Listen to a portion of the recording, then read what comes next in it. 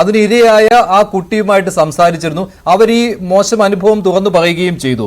അത് മാത്രമല്ല, അതിൽ ഞെട്ടിക്കുന്ന ഒരു കാര്യം എന്ന് പറയുന്നത്, കഴിഞ്ഞ തവണ ഈ ഹേമ കമ്മിറ്റി റിപ്പോർട്ടിന്റെ കാര്യത്തിലും നടിമാർ തുറന്നു പറഞ്ഞ കാര്യങ്ങളെക്കുറിച്ചും ഈ സ്ത്രീപക്ഷ നിലപാട് സ്വീകരിച്ച പൃഥ്വിരാജ് സുകുമാരനാണ് ആ സിനിമ സംവിധാനം ചെയ്തത്. അപ്പോൾ അദ്ദേഹത്തിന്റെ സെറ്റിലാണ് ആ ദുരനുഭവം ഉണ്ടായത്. അദ്ദേഹത്തിന്റെ മാനേജരോട് ഇക്കാര്യം പറഞ്ഞു എന്ന് ആ കുട്ടി വ്യക്തമായിട്ട് പറയുന്നുണ്ട്. പിന്നീടാണെങ്കിലും ആ സമയത്ത് പേടി കാരണം പറഞ്ഞില്ല. പക്ഷേ ഈ പരാതി കൊടുത്ത സമയമൊക്കെ ആയപ്പോഴേക്കും മാനേജർ വഴി അറിയിച്ചതാണ് എന്നാണ് ആ കുട്ടി പറയുന്നത്. ആ കുട്ടിക്ക് അനുകൂലമായ ഒരു മറുപടിയും കിട്ടിയില്ല. ആ കുട്ടി തന്നെ, ആ ലൈംഗിക ചൂഷണത്തിനിരയായ ആ കുട്ടി തന്നെ സംസാരിക്കുകയുണ്ടായി. അവരുടെ വാക്കുകളൊന്ന് കേൾക്കാം. എങ്ങനെയാണ് തുടക്കത്തിൽ ചോദിച്ച ചോദ്യം എന്ന് പറയുന്നത്, ഇപ്പോൾ പരാതി കൊടുത്തിട്ടുണ്ടോ എന്ന കാര്യമാണ്. ഈ പരാതിയുടെ ഒരു അവസ്ഥ എങ്ങനെയാണെന്ന് അതേക്കുറിച്ച് അവർ പറയുന്നു. കൊടുത്തിട്ടുണ്ട് സാർ, കൊടുത്തിട്ടുണ്ട്. ഇന്നാണ് പരാതി കൊടുത്തിരിക്കുന്നത്. ഓൾറെഡി ഹൈദരാബാദ് പരാതി കൊടുത്തിട്ടുള്ളതാണ്. FIR 376/N506 case ഫയലിലുള്ളതാണ്. പക്ഷെ പ്രതി ഇപ്പോൾ ഒളിവിലാണ്, ഇതുവരെ കണ്ടുപിടിച്ചിട്ടില്ല. തൊട്ട് 1 വർഷം കഴിഞ്ഞു. ഇതിപ്പോൾ അവർ പറഞ്ഞത് 1 വർഷം മുൻപ് ഹൈദരാബാദ് പോലീസിന് പരാതി കൊടുത്തതിനെ കുറിച്ചും അതുപോലെ തന്നെ ആദ്യം അവർ പറഞ്ഞത് SITക്ക് ഇന്ന് പരാതി കൊടുത്തതിനെ കുറിച്ചുമാണ്. ഈ ഹൈദരാബാദ് പോലീസ് അന്വേഷണത്തിനായി ഇവിടെ വന്നിരുന്നു, കേരളത്തിൽ വന്നിരുന്നു. അപ്പോഴാണ് വീണ പറഞ്ഞതുപോലെയുള്ള ആ കാര്യങ്ങൾ, CPMന്റെ പ്രാദേശിക നേതാവിന്റെ ഇടപെടൽ ഉണ്ടായത്. അവർ മുഖ്യമന്ത്രിക്ക് പരാതി കൊടുത്തിരുന്നു, സാംസ്കാരിക മന്ത്രിക്ക് പരാതി കൊടുത്തിരുന്നു, ഒന്നും ഉണ്ടായില്ല. ഇപ്പോൾ കൊടുത്തിരിക്കുന്ന പരാതിയുടെ വിശദാംശങ്ങൾ, പിന്നെ അവിടെ സംഭവിച്ച കാര്യങ്ങൾ എന്തൊക്കെയാണെന്ന് അവരുടെ തന്നെ വാക്കുകളിൽ. അന്നത്തെ പരാതിയിൽ ഈ റൂമിൽ വെച്ച് എനിക്ക് ഉണ്ടായ കാര്യങ്ങളെല്ലാമാണ്. അതായത് ഇങ്ങനെ എനിക്ക് സ്പ്രൈറ്റ് തന്നിട്ട്, അതായത് ഞാൻ ഓൾറെഡി ഈ ലൊക്കേഷനിൽ ഷൂട്ടിന് പല പ്രാവശ്യം പോയിട്ടുണ്ട്. അത് കഴിഞ്ഞിട്ട് സെപ്റ്റംബർ 3-ാം തീയതി 4-ാം തീയതി ഷൂട്ടുണ്ട്. അന്ന് ഷൂട്ട് ശംഷാബാദ് വെച്ചായിരുന്നു. അപ്പൊ അത് കഴിഞ്ഞിട്ട് ഷൂട്ട് ഉണ്ടെന്ന് പറഞ്ഞിട്ട് ക്രൂ ഫുള്ളുള്ള ഹോട്ടലിലായിരുന്നു ഞാൻ റൂം ബുക്ക് ചെയ്തിരുന്നത്. അപ്പം ഞാനൊരു 5 മണി ആയപ്പോഴത്തേക്ക് റൂമിലെത്തി. 7 മണിയൊക്കെ ആയപ്പോഴത്തേക്ക് റൂമിലേക്ക് വരികയും അപ്പം എന്നോട് പറഞ്ഞ് ചീഫ് അസോസിയേറ്റിന്റെ അടുത്ത് നമുക്ക് പോകാം, അവിടെ സംസാരിക്കാമെന്ന് പറഞ്ഞുകൊണ്ട് ചീഫ് അസോസിയേറ്റിന്റെ അടുത്തോട്ട് പോകാമെന്ന് പറഞ്ഞ് എനിക്ക് വർത്താനം പറഞ്ഞുകൊണ്ടിരുന്നതിനിടയ്ക്ക്, അതായത് ഞാൻ റൂമിൽ ഇങ്ങനെ ഗ്ലാസ്സാ, അപ്പൊ ആ ഗ്ലാസിന്റെ അടുത്ത് ഇങ്ങനെ ജസ്റ്റ് 2 സൈഡിലെ ഈ വിൻഡോ കട്ടൺ ഓപ്പൺ ചെയ്തിട്ടുകൊണ്ട് വർത്താനം പറഞ്ഞുകൊണ്ട് എനിക്ക് സ്പ്രൈറ്റ് തന്നു. ആ സ്പ്രൈറ്റിനകത്ത് തന്നു കഴിഞ്ഞപ്പോ തൊട്ട് എനിക്ക് പെട്ടെന്നൊരു തലകറക്കവും വല്ലാതെ വന്നു കഴിഞ്ഞ് പിന്നെ ഞാൻ എണീക്കുമ്പോഴത്തേക്ക് രാത്രി 11 മണിയായി. 11 മണിയായപ്പം എനിക്ക് എന്റെ ദേഹത്തെല്ലാം, അതായത് എന്നെ യൂസ് ചെയ്തെന്ന് എനിക്ക് നന്നായിട്ട് മനസ്സിലായി. എനിക്ക് ഡ്രസ്സൊന്നും ഇല്ലായിരുന്നു. എന്നിട്ട് എന്റെ ദേഹത്തെല്ലാം സ്റ്റെം ഉണ്ടായിരുന്നു. ഞാൻ പിന്നെ പെട്ടെന്ന് കുളിച്ചിട്ട് ഞാൻ എന്റെ ഫ്രണ്ട്സിനെ വിളിച്ചിട്ട് ഞാനിങ്ങനെ ഈ സംഭവങ്ങൾ വന്നപ്പോൾ അവർ വന്ന് പെട്ടെന്ന് റൂം കാലി ചെയ്തോ, കാരണം ഇനി അടുത്ത ക്രൂ മുഴുവൻ അവിടെ ഉള്ളതല്ലേ, അപ്പൊ വേറെ ആരെങ്കിലും വരുമോ എന്ന് അറിയത്തില്ല, കാലി ചെയ്തോളാൻ പറഞ്ഞു. ഞാൻ പിന്നെ പെട്ടെന്ന് അപ്പം തന്നെ ഞാൻ ഈ സംഭവങ്ങളല്ല പറയുന്നത്, എനിക്ക് തീരെ മേല, എനിക്ക് വയ്യ, എന്നെ വന്ന് കൊണ്ടുപോകുന്നു പറഞ്ഞ് ഞാൻ ഹസ്ബൻഡിനെ വിളിച്ചിട്ട് രാത്രി 1 മണിയായപ്പോൾ ഹസ്ബൻഡ് റൂമിൽ നിന്ന് എന്നെ വിളിച്ച് കൊണ്ടുപോയി, വീട്ടിലേക്ക് കൊണ്ടുപോയി. അത് കഴിഞ്ഞിട്ട് ഈ വ്യക്തി പിറ്റേ ദിവസം രാവിലെ 5 മണിക്ക് എനിക്ക് ഈ ഫോട്ടോ 1 ടൈം ഓപ്പൺ ആയിട്ട് വാട്സപ്പിൽ ഇട്ട് തന്നു. എന്നിട്ട് എന്നോട് പറഞ്ഞു ഇത് സൈറ്റിലെല്ലാം അപ്ലോഡ് ചെയ്യും, അല്ലെന്നുണ്ടെങ്കിൽ പൈസ വേണമെന്ന് പറഞ്ഞിട്ട് അങ്ങനെ എന്നോട് പൈസ വാങ്ങി.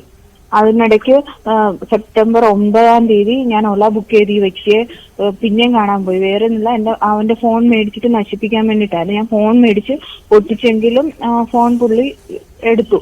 അതായത് ഞാൻ ഓല ബുക്ക് ചെയ്ത ഓലയെ വെച്ചാണ് അത്. പുള്ളി സാക്ഷി മൊഴി കൊടുത്തിട്ടുണ്ട് ഇവിടെ.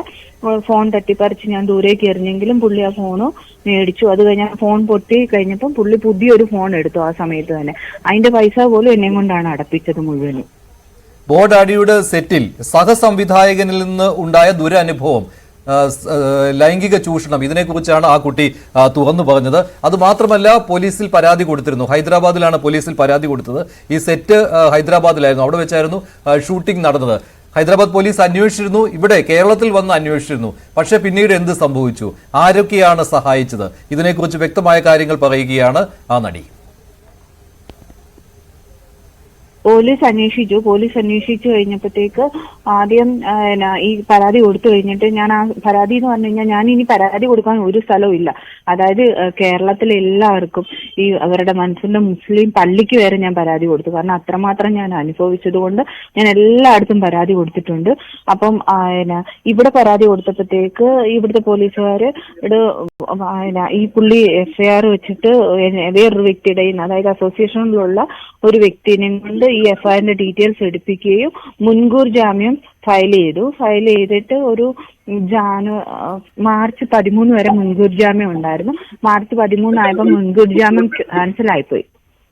അത് കഴിഞ്ഞ് ഹൈക്കോർട്ടിലും ജില്ലാ കോർട്ടിലും അപ്ലൈ ചെയ്തു. പക്ഷെ അത് ക്യാൻസൽ ആയിപ്പോയി കഴിഞ്ഞപ്പോഴത്തേക്ക് അവിടെ തന്നെ, അതായത് മൻസൂറിന്റെ വീട് കടയ്ക്കല് പള്ളിമുക്ക് എന്ന് പറയുന്ന സ്ഥലത്താണ്. പക്ഷെ ഈ ഓച്ചിറ എന്ന് പറയുന്ന ഒരു അവിടുത്തെ ലോക്കൽ കമ്മിറ്റി സെക്രട്ടറി ആയിട്ട് എന്റെ നാട്ടിലൊക്കെ പോയിക്കൊള്ള വളരെ മോശമായ രീതിയിൽ ഒക്കെ പറഞ്ഞു വരുത്തും. പിന്നെ എന്റെ അഡ്വക്കേറ്റിനെ പോയി ഭീഷണിപ്പെടുത്തി ഡിവോഴ്സിന് കേസ് കൊടുത്തത് ക്യാൻസൽ ചെയ്യിപ്പിക്കുകയൊക്കെ ചെയ്തു. അന്ന് എനിക്കറിയില്ലായിരുന്നു ഇത് ആരാണ് ഈ ചെയ്തതെന്ന്.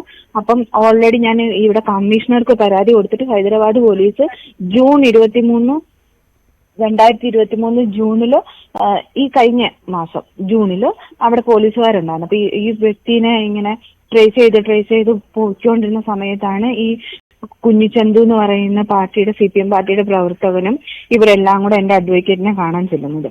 അങ്ങനെ അന്ന് രാത്രി പോലീസുകാർ ഈ കുഞ്ഞിച്ചന്തുവിന്റെ, അപ്പം ഈ മൻസൂർ റഷീദിനെ സംരക്ഷിച്ചുകൊണ്ടിരുന്നത് കുഞ്ഞിച്ചന്തുവിന്റെ വീട്ടിലായിരുന്നു. മൻസൂർ റഷീദിനെ അവർ സംരക്ഷിച്ചുകൊണ്ടിരുന്നത്.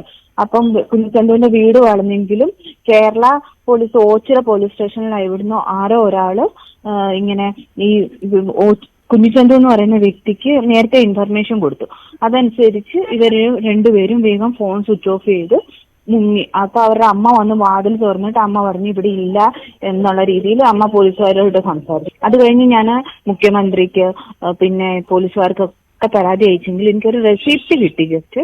അല്ലാതെ എനിക്ക് ഇതുവരെ ഒരു നീതിയും കിട്ടിയിട്ടില്ല. പക്ഷെ പ്രതി ഇപ്പോഴും ഒളിവിലാണ്. പാർട്ടിക്കാരുടെ സംരക്ഷണത്തിൽ തന്നെ പ്രതി ഒളിവിൽ. ഇതാണ് ആ നടിയുടെ പരാതി. നടി കഴിഞ്ഞ വർഷം തന്നെ ഹൈദരാബാദ് പോലീസിൽ പരാതി നൽകുകയും പോലീസ് അന്വേഷിച്ചതുമാണ്. കേരളത്തിൽ വന്നിരുന്നു. പക്ഷേ പ്രതിയെ സംരക്ഷിച്ചത് CPMന്റെ പ്രാദേശിക നേതൃത്വമാണ്. അതുമാത്രമല്ല മുഖ്യമന്ത്രിക്കും സാംസ്കാരിക മന്ത്രിക്കും പരാതി കൊടുത്തതാണ്. പക്ഷേ ഒരന്വേഷണവുമില്ല.